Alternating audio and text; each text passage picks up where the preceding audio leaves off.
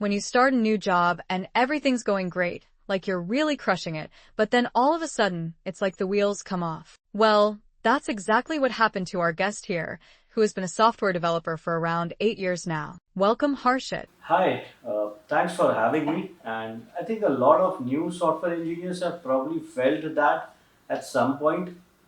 And that initially it is going great, and then bam, you are hit with something unexpected.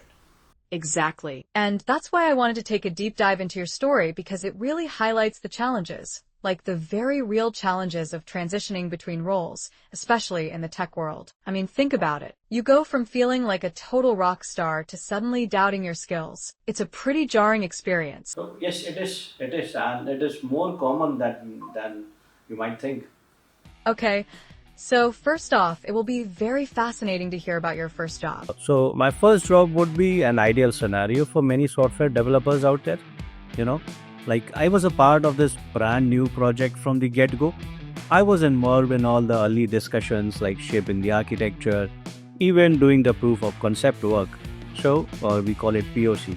So I had that deep understanding, right? Like I wasn't just coding blindly, I knew the why behind everything that we were building and I could connect all the dots. Like I understood how everything fit together to form a big picture, which is huge, right?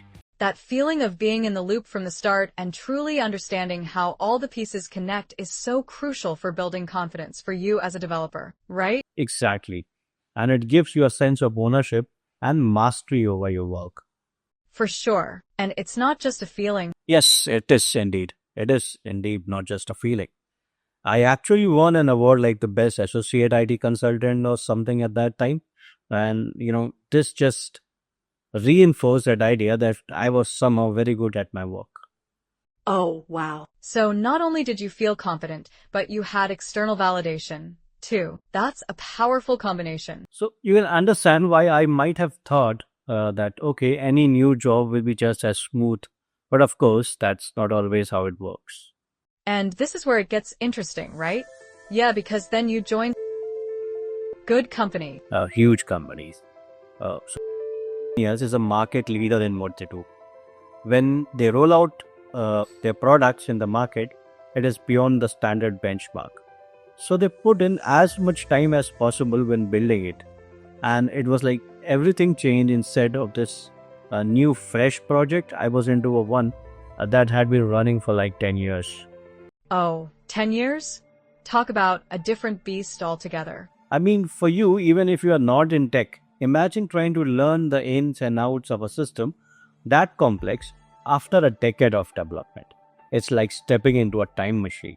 Exactly. And not only that, but the tech stack also was totally different. So, you were basically trying to make sense of years and years of decisions made by other people, using tech you weren't as familiar with. Yeah, that's a whole other level of challenge, right? So it's not just learning new system, it's like trying to decipher the logic behind why the things were built the way they were years ago. And probably some of the decisions might not hold validation now. And for you as a developer, that can be incredibly frustrating. Absolutely.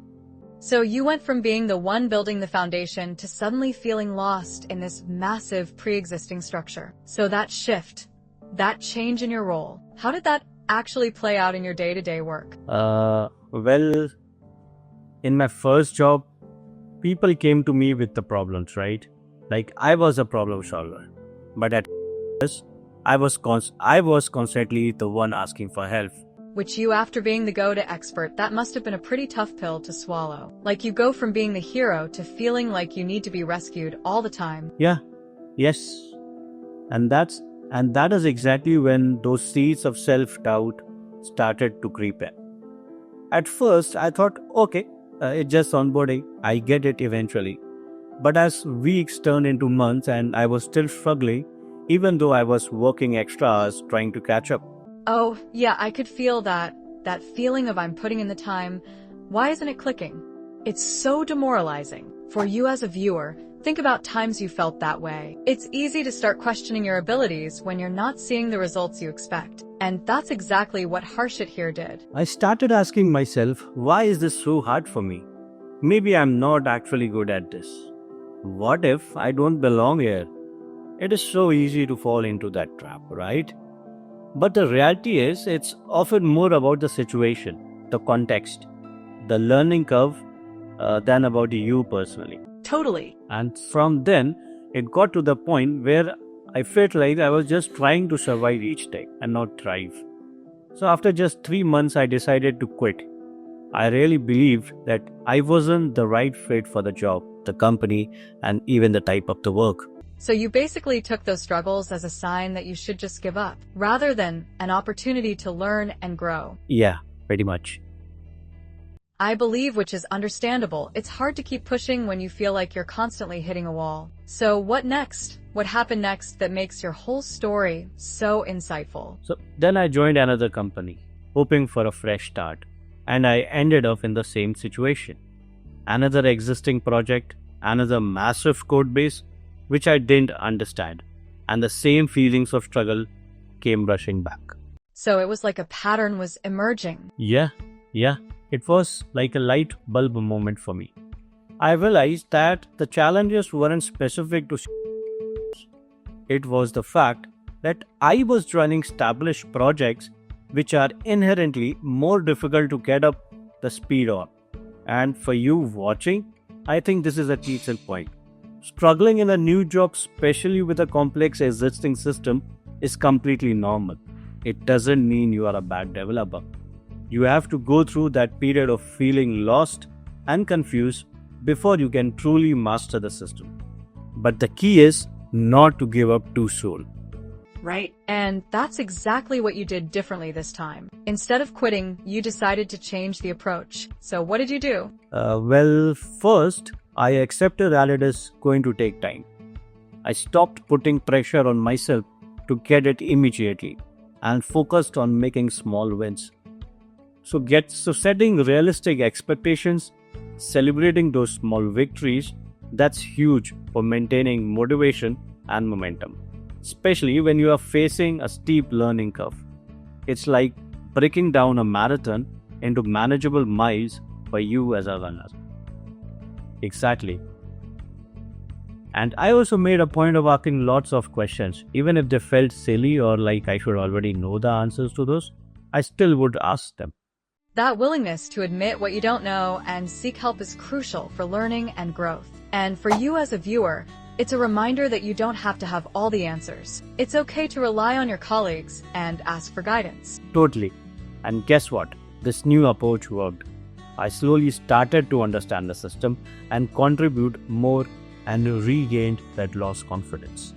So you turned it around, you persevered, and came out stronger on the other side. It's really a testament to the power of mindset and adapting your approach. Yeah, and the good news is I learned a valuable lesson from that experience. That struggling doesn't mean that you are failing, it just means you are learning. And for you watching this video, I think this is one of the biggest takeaways from this whole story. We often equate struggle with incompetence, but it's really just a sign that we're pushing ourselves outside of our comfort zone and expanding our skills. It's about reframing that internal narrative, isn't it? Yes, shifting from I'm struggling, so I must be bad at this, to I'm struggling, so I'm learning and growing. That is a game changer, especially when you are facing new challenges in your career.